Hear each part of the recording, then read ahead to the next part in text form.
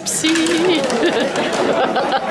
There we go. Dinner's pretty well over now, and I'll be in here pretty soon. Fancy old Spedigue get me to come in tonight and butler for him. Suppose it's too mean to have a butler of his own. Well, all I can say is simply marvelous the way his lordship's kept it up. He's played the perfect lady, something wonderful. Hello, what's up now? Well, if worse comes to worst, I've got his lordship's dress clothes with me. Present, keep me fly. I'm going home. You'd be going along all right if you'd only paid more attention to old Spedigue. It's all very kind of you, you know. Yes, instead of behaving in a dignified manner as Charlie's aunt, here you are carrying on like some disgraceful old... Oh, go on and say it. Don't spare me! I can't say I'm drunk anyhow. Or if I am, it's for the want of it. Look here, perhaps this game won't do. Think of the solemn promise you gave to us, for the girls' sakes. Yes, but she wasn't here then. She who? The little girl. What little girl? Oh, Miss Butterscotch's Miss niece, Miss Delaney. What of her? She's the girl I met at Monte Carlo. Well, what about her? I want to tell her the things you've been telling your girls. Tell her what? I'm just as in love as you guys are. Jack, believe everything. Was there ever such an idiot? No, there never was. Oh, and you can make excuses to Miss Vernon for me. Miss Vernon? What have you got to say to Miss Vernon? Come on. Haven't I got to get on Spedigue's consent to bride you idiot? A bunch of babies. A bunch of mothers with you. This way, madam. They're coming.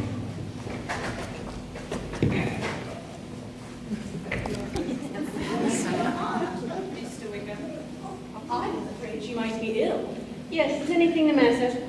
Auntie's just a little bit upset by the heat of the dining room, that's all. The heat.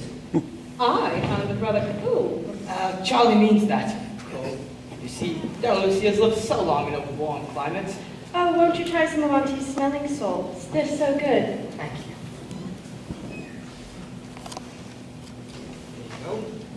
There you go. She's awful like this, isn't she, Charlie? I hope Donna Lucia's all right. Is she? Yes, Mr. Chesney says she's all right now. Oh, go give Mrs. Spedigue at once. He's most anxious and wants to see her. We'll take care of her now. Yes, leave her with us. Oh, I say, Doris, don't leave me. Thanks for that. Don't be careful for me. Wonder what they'll say. Wonder who she really is, Auntie. Oh, just some old thing they got after receiving my telegram. Say something to her, Auntie. I like to hear her talk. I would, my dear, but look at her. If they intended that to be me, I would never forgive them. I'd say for us it was a story. Silly fools. No thanks. The gentlemen seem to be enjoying themselves. We do indeed, yes, don't they? You know, this reminds me of a very funny story that Don Pedro was very fond of. Oh, I say, I wonder if we just play something. A charming little bell. Ta-ta, bouvier. How old is it to what? Oh, she couldn't have heard you, Auntie. Oh, do tell us, Mrs. Beverly Smith. Yes, anything about Don Pedro would be so interesting. Oh, but perhaps Donna Lucia would rather tell Don Pedro's story herself. Will you? Tom Pedro? No, Don Pedro, you know, your late husband. Oh, yes, I knew his name, but I don't pull in his stories with such frivolity. Auntie, don't tease her so. Tell the story yourself. Of course, my dear. Don Pedro, who was the kindest soul in all the world. Well, Donna Lucia gave me permission. Yes, will you? And you'll listen, won't you? Oh, if I must, I must. As I was saying, Don Pedro, who was the kindest soul in all the world, once found one of his cellarmen very tipsy, with a woman on either arm. My face. Yes. So Don Pedro said to the man, on what grounds do you have to have a woman on either arm like that? This is where we laugh. No. The man replied, coffee grounds. Of all the damn silly stories. Really, don't you remember the story? It was one of Don Pedro's favorites. Oh, yes, I remember it perfectly. I shrieked when I first heard it. And it's been, oh, won't you really play something? No, I'm sad, practice, you sing something, Amy. I'm afraid I know nothing new. Won't you sing something for us, Donna Lucia? Oh, I haven't sung since I had the measles. I was the nearest infant. It was 40 years ago. I wasn't that young, but I do play a little. I can derail their conversation. I shan't have to talk. I hope you've quite recovered from the shock my niece gave you today. Oh, yes, I suffer so much from giddiness. Were you ever giddy? Never. I was. How about some Bluebells of Scotland and Beethoven? Come along, my dear friend. Come along. Oh, no, don't forget to look at the letter. It must be in writing. Let's lock them all out into the garden, so she can be alone with Mrs. Bettigue. Quite charming. Brass, bring cigars, won't you? You ladies won't object to No, I certainly can't kill lots of things.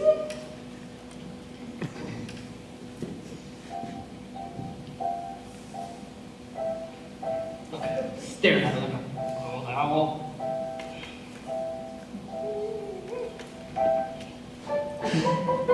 You've been enjoying yourselves, Captain? Miss Fern? We heard music. Yes, Donna Lucy was playing for us. Oh, charming. Anybody care for a cigar? No, thank you, sir. It's a sweetie.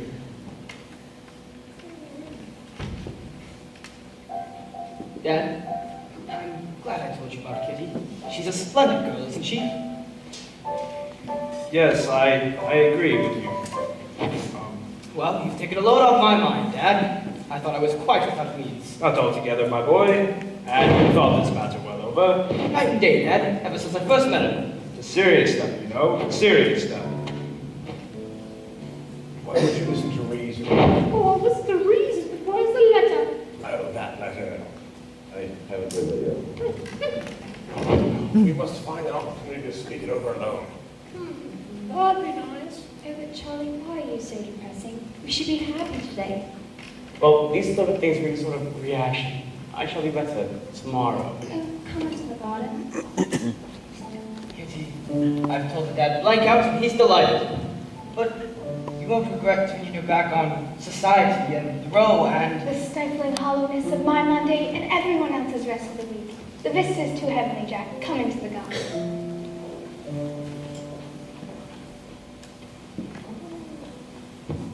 Shall we join them? Yes, it is a charity to leave those two alone. Indeed, why? Oh, only a little matchmaking mischief, that's all. On spending account. Oh no, on Donna Lucia's.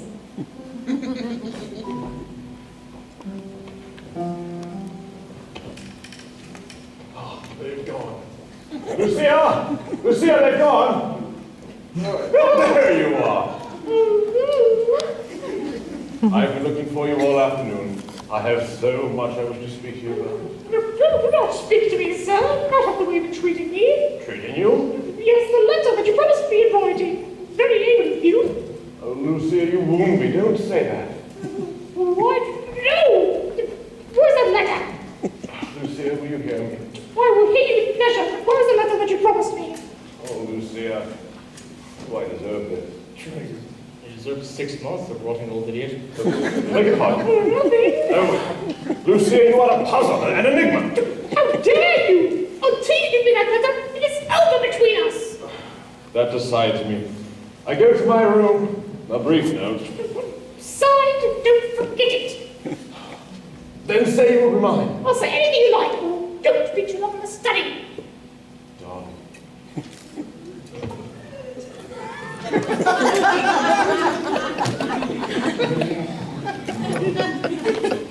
Oh, what devil we women are. God, have a drink or smoke all day. Oh, by George. Is that fine? Wonder how long we'll be. And we don't chance it.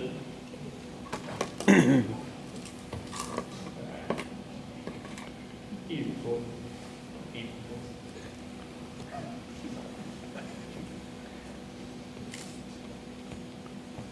She's smoking.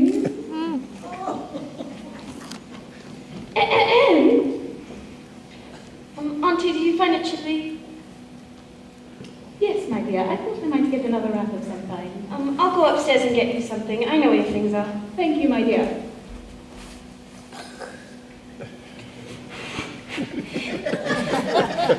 Excuse me, are you alone? Oh yes, I'm alone. So sad. Dear me. The dreadful smell of smoke. I smelled it too. I'll go find out who it was. Oh, no, please don't go. You see, I wanted to talk to you about your late husband, Don Pedro. Do you know when I first met Don Pedro, he told me he had no wife. Oh, what the wicked storyteller who's a cruel husband. The Don Pedro I knew was noble, kind, and gentle. Ah, that was his father, the one with the white moustache. I have never known such effrontery. Donna Lucia, you know, I'm surprised you don't indulge in the habit of smoking. So many young ladies do these days. I've heard it's all the rage in Brazil. Oh, you see, that's what I was doing, you baby. Then pray don't let me interrupt you. Shouldn't have been surprised at a pipe. Oh, can I get you one? Oh, no. You see, not being a Brazilian lady, it might be thought strange. Can I get you a drink of any kind? Oh, good heavens, no. Oh, Donna Lucia, pardon my asking, but have you any children? No, nothing to speak of. Here's your wrap, Auntie. Thank you, my dear. I think I shall be going into the garden then. As it's rather chilly, perhaps you'd better stay in. Auntie says not to hint about her knowing that she's not Auntie. I'm sure she's only doing it to oblige them. Oh, don't go, please. I was just going out in the garden. It's turned quite chilly. Auntie sent me in from the garden because of that. Can I get you a wrap of any kind? Oh, no, I'm fine. Auntie thinks I'm better here. I've been ill, you know. Oh, but I didn't know. But I'm okay now. Of course, if I take care. But you must take great care. Auntie, I fancy, is more particular than usual this evening. For you know, her and Sir Francis were sweethearts. No. But he went away without telling her he was ever and ever so fond of her. Auntie says that he was shy, and he went away without knowing that she was ever and ever so fond of him. But the noblest man I ever knew was shy, and oh so kind. He had gotten to know how my father had become so ill and so poor, and lost a large sum of money to him at cards. Auntie thinks on purpose. I often wondered why they played cards, and Papa's so ill too. But when I asked the doctor if it wasn't doing harm, he said not the game that was being played. But if we ever meet, I do mean to give the money back. You know, you must never think of doing that. Accusing of cheating or something. But it was so much, and if Auntie says to make me independent for life, Do you think you'd take it back if you do? I should feel it my duty. Too late for that. But he went away before I had time to tell him how much I loved him for his kindness to my poor father. You don't mind my telling you all this, do you? No. I don't know why, but I like to talk to you. I like you, and I do so long to see him again.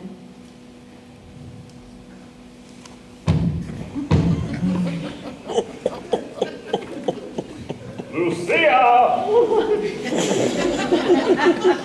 Have you got the letter? I do.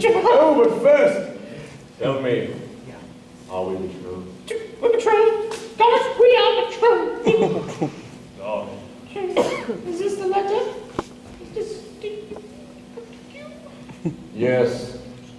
Call me Stephen. Is this the letter, Stephen? Yes, it is, but are we engaged? We're engaged. Yes, we are engaged.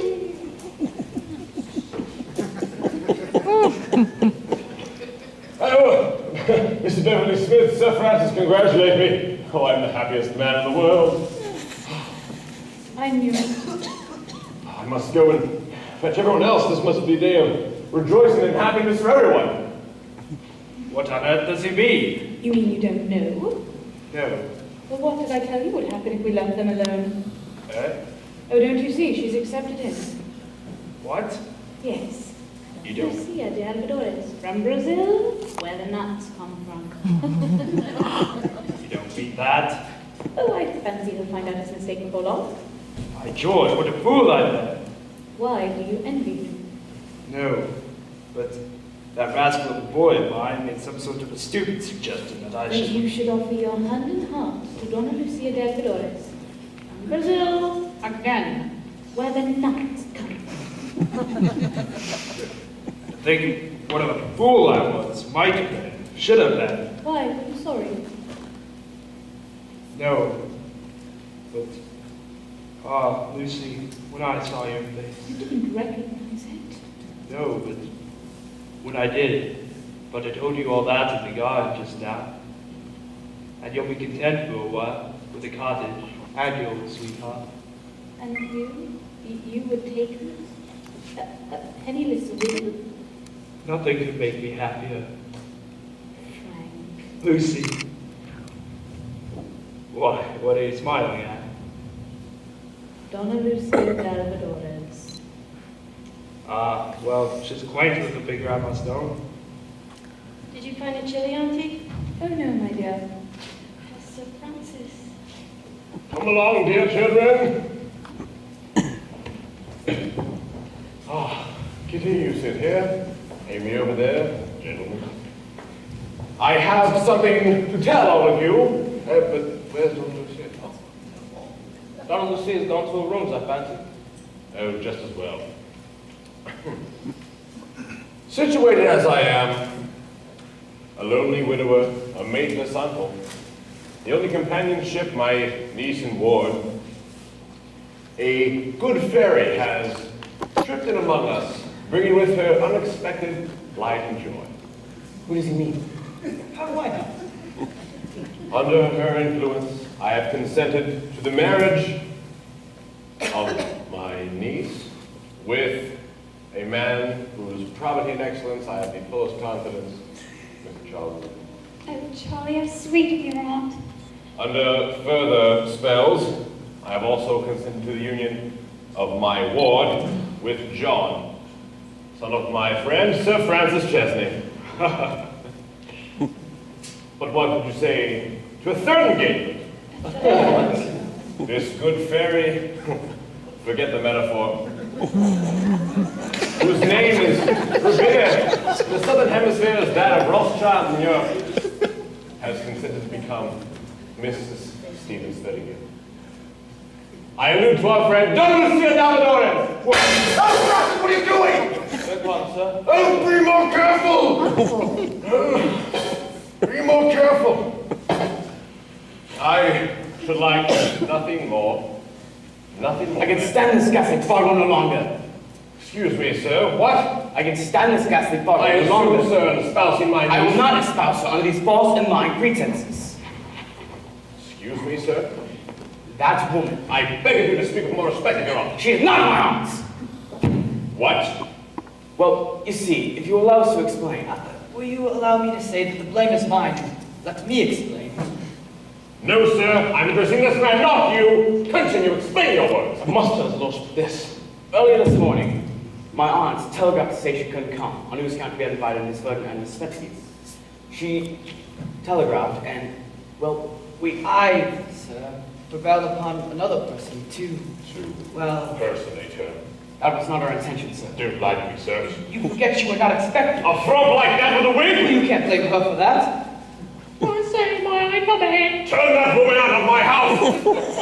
I say, Turn them! Excuse me, sir. Who are you? That court babble, you duffer. Ah, and Donna Lucia de Alvadores, otherwise known as Charlie's aunt from Brazil, where the nuts come from. Or Fatport family. Auntie and I told him everything. Oh, it's infamous! Infamous! I've been treacherously, infamously deceived! But where is the letter obtained from me under these false pretenses? Oh, the Mine, it's mine. You give it here, sir! Oh no, please, allow me. This letter is addressed and has been delivered to Donna Lucia de Alvadores. But he is not Don Lucia de Alvadores. Oh, I know he's not. I am. You! What? My aunt? You will pardon me if I retire. As for you, sir, I will be inquiring at your authorities, the college, tomorrow morning. I say, Charlie, can he inquire for breach of promise? Charlie, Mr. Wickham, how dare you? How dare any of you? I'll never forgive you for what you've done to Cora. Oh, please, my dear, be patient with us. I assure you your uncle shall have the most profound reparation my influence can make. As for my own part, I only shared in the deception when I found another lady established in my place. I'm as sorry as any. I'm as sorry as any, but I would trust Jack with my life. Oh, would you? Well, then you must wait till I'm his mother. My mother? Yes, Donna Lucia, deceiving me as much as anybody, has, however, done me the honor to recollect an old affection, and has promised to assume that authority. So look out, Jack! Lord Fancourt Beverley, I am afraid you have gained one confidence that absolutely nothing could excuse. Oh, I know, and I reproach myself beyond expression. But if Miss Delahaye will allow me, I'm willing to atone with it with a lifelong devotion. Auntie.